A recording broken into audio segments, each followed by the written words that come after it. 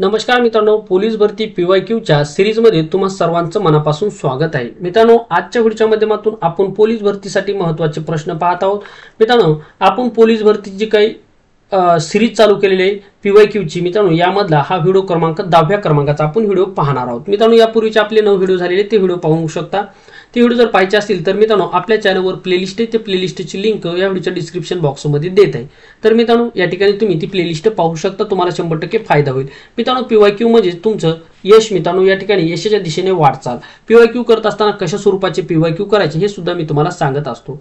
तर चला मित्रांनो, या ठिकाणी आपण आता या ठिकाणी पीवायक्यूचे क्वेश्चन मधला आजच्या 10व्या क्रमांकाचा पहिला व्हिडिओ या ठिकाणी पाहणार आहोत। 10व्या क्रमांकाच्या व्हिडिओ मधला पहिला प्रश्न, ठीक आहे, सॉरी 10व्या क्रमांकाचा जो काही व्हिडिओ त्यामधला पहिला प्रश्न। एक नावाडी त्याची नाव नदीच्या प्रवाहाच्या दिशेने 2 तासामध्ये 18 किलोमीटर हाकतो म्हणजे चालवितो, आणि तीच नाव प्रवाहाच्या विरुद्ध दिशेने 2 तासात हाकतो, 2 तासामध्ये 10 किलोमीटर हाकतो, तर प्रवाहाचा वेग ताशी किती असेल? अशा स्वरूपाचा प्रश्न अकोला पोलीस भरतीमध्ये विचारलेला प्रश्न आहे। पहिला ऑप्शन आहे 2 तास प्रति किलोमीटर, 3 तास प्रति किलोमीटर, 1 तास प्रति किलोमीटर, आणि यापैकी नाही। पहा, यामध्ये जे काही गणित सोडत असताना मित्रांनो बरेच विद्यार्थ्यांना प्रॉब्लेम जातो। या टॉपिकवरचे प्रश्न मित्रांनो बरेच विद्यार्थ्यांना अवघड जातात मित्रांनो। पण याच्या अगोदर आपण पाण्याची टाकी जे काय आपलं नदी, बोट आणि प्रवाह या ठिकाणी जो काय आपण घेतलेला आहे मित्रांनो, यामध्ये जर तुम्ही मित्रांनो बोट आणि प्रवाह जर तुम्ही पाहिलं तर 100% मित्रांनो तो जो काही व्हिडिओ असणार आहे त्याची लिंक सुद्धा मी या ठिकाणी देत आहे, तो व्हिडिओ पाहून घ्या। 100% तुम्हाला त्याचा फायदा होईल। कुठल्याही प्रकारे सूत्र न वापरता फक्त 3च कन्सेप्टवर आपण या ठिकाणी पाहिलेले आहे। त्यामुळे मित्रांनो पहा, मी तुम्हाला तो व्हिडिओ पाहिल्याच्या नंतर मी तुम्हाला काय सांगितलं होतं, ही झाली मित्रांनो आपली पहिली बोट, ही झाली आपली पहिली बोट। थांबायची साईज थोडीशी लहान करतो,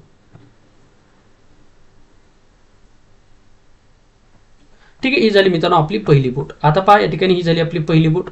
पहिली बोट काय म्हणते मित्रांनो आपल्याला, पहा आता पहिली बोट ही आहे मित्रांनो आपली पहिली बोट, ठीक आहे। पहा, मी काय सांगितलं तुम्हाला, ही आहे मित्रांनो, ही आहे मित्रांनो, आणि हा जो काय तुम्हाला हा काय मित्रांनो आहे। आता पहा, विरुद्ध दिशेने जाते, याचा अर्थ पहिली बोट कशी जाते मित्रांनो, विरुद्ध दिशेने जाते। आता दिशेने ही आहे मित्रांनो स्थिर वेग, आणि ही आहे मित्रांनो या ठिकाणी ही जाते मित्रांनो प्रवाहाच्या दिशेने। आता काय करायचं मग मित्रांनो, आता आपल्याला काय करायचं, एक नावाडी त्याची नाव प्रवाहाच्या दिशेने। आता हा जो काय प्रवाह, हा जो काय मित्रांनो पाण्याचा प्रवाह आहे, हा पाण्याचा प्रवाह, हा काय आपल्याला त्यांनी काय सांगितलं, प्रवाहाचा वेग काढायचा। आपल्याला काय करायचं, प्रवाहाचाच वेग या ठिकाणी काढायचा आहे। मग पहा, एक नावाडी त्याची नाव नदीच्या प्रवाहाच्या दिशेने 2 तासामध्ये 18 जातो। काय प्रवाहाच्या दिशेने, हा प्रश्न, हा जो काही महत्वाचा मुद्दा आहे हा लक्षात ठेवा। नदीच्या प्रवाहाच्या दिशेने, नदीच्या प्रवाहाच्या दिशेने किती जाते, 18। किती तासामध्ये, 2 तास। 2 तासामध्ये 18 जाते, याचा अर्थ एका तासामध्ये किती जाणार, 9 जाणार। किती जाणार मित्रांनो, 9 जाणार। मात्र कशी जाते, ती प्रवाहाच्या दिशेने जाते। प्रवाहाच्या दिशेने जाते म्हणजे प्रवाहाच्या दिशेने जाते, मग त्या ठिकाणी लिहा 18 एका तासामध्ये, ठीक आहे। परत काय दिले, पहा, तीच नाव प्रवाहाच्या विरुद्ध दिशेने, तीच नाव 2 तासामध्ये जाते 10, 2 तासामध्ये जाते 10 म्हणजे एका तासामध्ये जाणार 5, म्हणजे प्रवाहाच्या दिशेने जाते 2 तासामध्ये जाते 10 म्हणजे एका तासामध्ये जाणार 5। आता 2 वेग आपल्याला भेटले, पहा, एक म्हणजे 5 आणि दुसरा म्हणजे 9। ज्यावेळेस मित्रांनो हे पहिला वेग, दुसरा, तिसरा वेग भेटतो त्यावेळेस आपण स्थिर पाण्यातला वेग काढू शकतो, हे लक्षात ठेवा। मग या ठिकाणी एक गोष्ट लक्षात ठेवा, आता विरुद्ध दिशेचा पाण्याच्या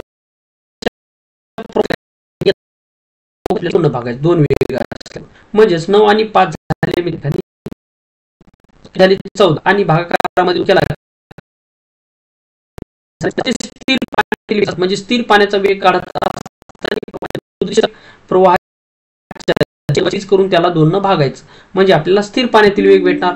म्हणजे स्थिर पाण्यातील वेग आहे मित्रांनो आपला, म्हणजे याचा अर्थ पाण्याच्या विरुद्ध दिशेचा वेग आहे तो आहे 5, त्याच्यानंतर प्रवाहाच्या दिशेचा वेग आहे मित्रांनो 9, आणि संथ पाण्यातील वेग आहे 7। मग आता याच्यावरून आपल्याला प्रवाहाचा वेग काढायचा आहे।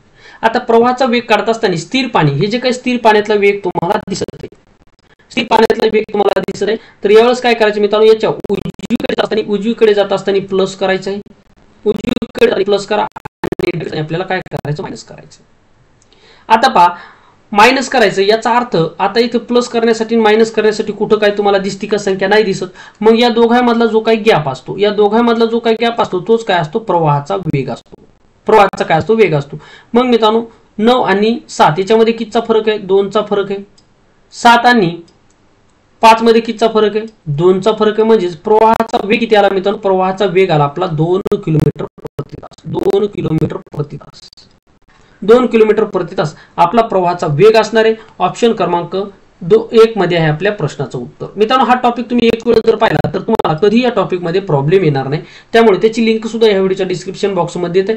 हा व्हिडिओ मित्रांनो या पाण्याची हे जे काही नदीचा प्रवाह आणि नाव ह्याचा जर व्हिडिओ जर तुम्ही जर एकदा जर पाहिला मित्रांनो, तो व्हिडिओ जवळपास 40-50 मिनिटाचा असणार आहे.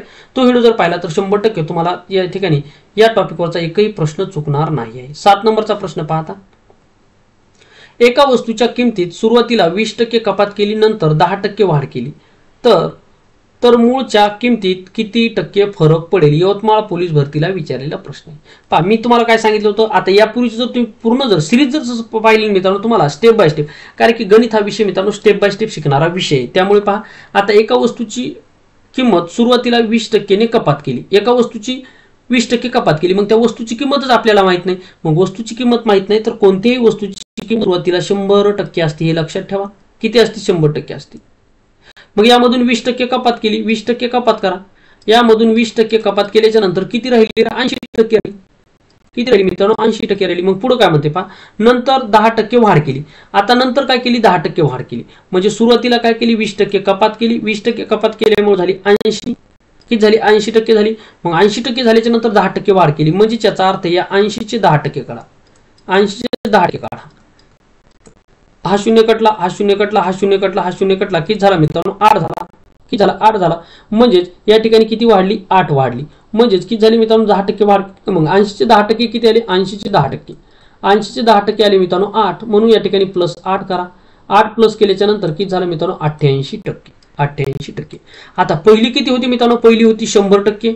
100% मधून 20% कपात केली, 20% कपात केल्यामुळे झाले 80. 80 झाल्याच्या नंतर त्यांनी काय केलं, परत 10% वाढ केली, 10% वाढ केल्याच्या नंतर झाली 88. तरी सुद्धा म्हणजे त्याचा अर्थ 10% वाढ करून झाली 88. म्हणजे मूळची किंमत किती होती मित्रांनो, 100 होती. आता झाली मित्रांनो 88. आता झाली 88. मग त्याच्यामध्ये काय फरक पडला, मूळ किमतीमध्ये फरक म्हणते.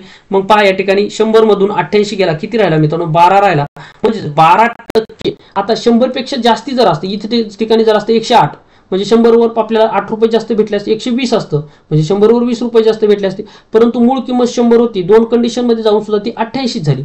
म्हणजेच आपल्याला 12% मूळ किमतीवर 12% आपल्याला काय मित्रांनो घट झाली, 12% घट झाली. ऑप्शन क्रमांक किती मध्ये, ऑप्शन क्रमांक 1 मध्ये. म्हणून ऑप्शन क्रमांक 1 आहे आपल्या प्रश्नाचं उत्तर. आशा करतो मित्रांनो हे सुद्धा गणित तुम्हाला व्यवस्थितरित्या समजलेलं असेल. पुढचं गणित पाहूयात आता. 8 नंबरचं गणित पहा, एका सैनिकी स्थळावर 100 सैनिकांना 10 दिवस पुरेल इतकं रेशन आहे. 2 दिवसाच्या नंतर आणखी 60 सैनिक त्या तळावर येतात, तर राहिलेले रेशन आणखी किती दिवस पुरेल. महत्वाचा प्रश्न. अशा गणितामध्ये काय करायचं, सर्वप्रथम दिवसामधला फरक काढायचा. दिवस किती आहेत रे, पहिले दिवस आहेत मित्रांनो 100, नाही सॉरी पहिले दिवस आहेत 10, पहिले दिवस आहेत 10, त्याच्यानंतरचे दिवस आहेत मित्रांनो 2. मग या दिवसामधला सर्वप्रथम आपल्याला फरक घ्यायचा आहे. दिवसामधला फरक घेऊन पहिले जे काही सैनिक आहेत त्या सैनिकांनी याला गुणायचं आहे. ठीक आहे, या सैनिकांना गुणल्याच्या नंतर आता काय म्हणतंय, 2 दिवसाच्या नंतर 60 सैनिक परत त्या तळावर येणार आहेत. जाणार आहेत का येणार आहेत पहा, लक्षात ठेवा. पहा 100 सैनिक ऑलरेडी, त्याच्यानंतर परत 2 दिवसाच्या नंतर आणखी 60 सैनिक त्या तळावर येतात, म्हणजे येणार आहेत. याचा अर्थ पहिल्यांदा किती होती 100, पहिल्यांदा होती 100, आता परत 60 येणार आहेत. आता किती 60 येणार आहेत, म्हणजे 100 आणि 60 किती झाली 160. किती झाले मित्रांनो 160. डायरेक्ट इथेच करूयात 160. आता 160 झाल्याच्या नंतर मित्रांनो आपल्याला काय करायचे, या दोघांचं काय करायचं, आपल्याला वजाबाकी करायची. वजाबाकी केल्याच्या नंतर पहा 10 मधून 2 गेला, 8 राहिला. 8 गुणाकारामध्ये 100, 8 गुणाकारामध्ये 100, छेदामध्ये 60. म्हणजे मित्रांनो या ठिकाणी पहा 160 वरचा 1 शून्य कॅन्सल होणार, 100 वरचा सुद्धा 1 शून्य कॅन्सल होणार.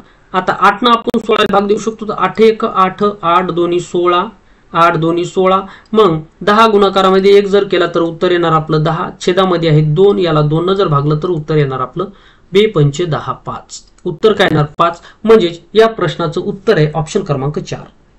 ऑप्शन क्रमांक 4 आहे मित्रांनो आपल्या प्रश्नाचं उत्तर. म्हणजे एका सैनिकी स्थळावर 100 सैनिकांना 10 दिवस पुरेल इतकं रेशन आहे.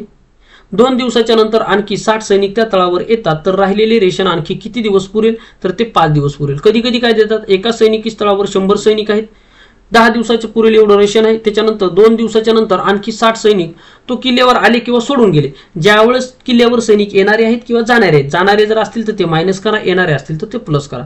दिवसामधला फरक घ्या.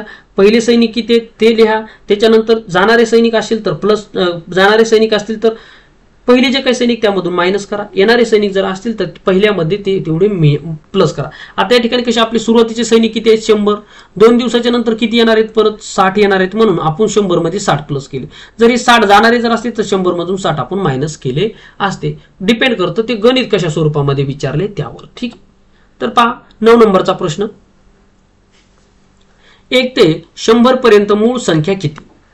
गडचिरोली पोलीस भरतीमध्ये आलेला प्रश्न. 1 ते 100 पर्यंतच्या मूळ संख्या किती. आता मित्रांनो ज्यावेळेस मी तुम्हाला याच्या अगोदरचा प्रश्न म्हणजे याच्या अगोदरचे जे काही आपले 10 हा 10व्या क्रमांकाचा व्हिडिओ, याच्या अगोदर 9 व्हिडिओ झाले, त्यामध्ये मित्रांनो कुठल्या तरी एका व्हिडिओमध्ये अशा स्वरूपाचा एक प्रश्न येऊन गेला होता. त्यावेळेस मी मूळ संख्येविषयी परिपूर्ण संपूर्ण माहिती दिली होती. इथे सुद्धा मी देतो. पहा थोडा व्हिडिओ मोठा होईल परंतु पहा या ठिकाणी मूळ संख्या 1 ते 100 पर्यंतच्या मूळ संख्या किती, मूळ संख्या किती अशा स्वरूपाचा प्रश्न. तर 1 ते 100 पर्यंत एकूण मूळ संख्या आहेत मित्रांनो 25. आता मूळ संख्या म्हणजे काय असतं मित्रांनो, ज्या संख्येला 1 ने भाग जातो, ज्या संख्येला स्वतः त्याच संख्येने भाग जातो. म्हणजेच मित्रांनो एक गोष्ट लक्षात ठेवा, ज्या संख्येला 2 पेक्षा जास्त विभाजक नसतात. पहा विभाजक 2 पेक्षा जास्त, 2 पेक्षा जास्त, 2 पेक्षा जास्त विभाजक, 2 पेक्षा जास्त विभाजक नसतात त्याला मूळ संख्या असे म्हणतात. त्याला काय म्हणतात, मूळ संख्या म्हणतात. म्हणजेच मित्रांनो पहा मी तुम्हाला उदाहरण सुद्धा दिलं होतं. एक 15चं दिलं होतं आणि एक 9चं दिलं होतं. हेच का दिलं होतं, तर पहा एक गोष्ट लक्षात ठेवा, 2 ही एकमेव अशी संख्या आहे की जी सम आहे, जी सम आहे आणि ती मूळ आहे. बाकीच्या सर्व मूळ संख्या विषम आहेत. हे सुद्धा लक्षात ठेवा. कधी कधी विचारतात एकमेव सम मूळ संख्या सांगा, मग तुम्हाला माहित असली पाहिजे किती 2 आहे. त्याच्यानंतर सर्व विषम संख्या असतात, मात्र सर्व विषम संख्या मूळ संख्या नसतात. हे लक्षात ठेवा. जसं की मी तुम्हाला या ठिकाणी 15 आणि 9चं उदाहरण देतो. पहा यामध्ये 15 आणि 9 या दोन्ही सुद्धा काय आहेत मित्रांनो, या ठिकाणी मूळ संख्या आहेत का ते आपल्याला पाहायचं. तर कसं पाहायचं, आता पहा 15ला कितनं भाग देऊ शकतो, 5 ने देऊ शकतो. 15ला कितनं भाग देऊ शकतो, 3 ने देऊ शकतो. 15ला कितनं भाग देऊ शकतो, 15 ने देऊ शकतो. 15ला कितनं भाग देऊ शकतो, तर 15. परत मित्रांनो किती झाले, 1 ने भाग देऊ शकतो. म्हणजे ज्यावेळेस 2 पेक्षा जास्त विभाजक भेटले त्यावेळेस ती मूळ संख्या नाही.